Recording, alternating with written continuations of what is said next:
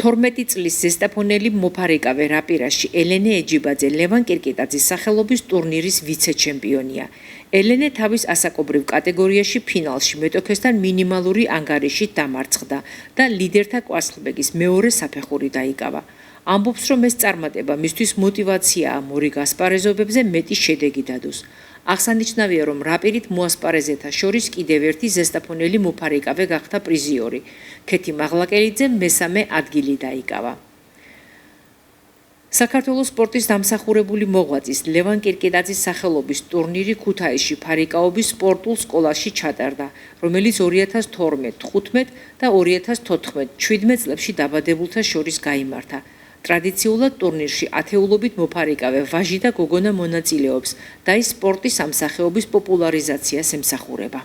ზესტაფონის ჯგუფი ვიყავით ქუთაისში შეჯიბრზე ლევან კირკიტაძის სახელობის ტურნირზე. მე დავიკავა მეორე საპრიზო ადგილი. ფინალში დაუმარცხდი მართა თუცქირიძესთან, მაგრამ მე ვაპირებ რევანშის აღებას. და შემდეგი ტურნირისთვის უფრო მომემზადები. ასევე აპრილის თვეში მე მივდივარ თურქეთში, კერძოდ ანტალიაში, რისთვისაც ორმაგად ვემზადები, ჩემი მწვრთნელების ნანა და ამირან მასწავლების წყალობით და ვეცდები, რომ იქიდანაც ჩემოვიტანო მედალი.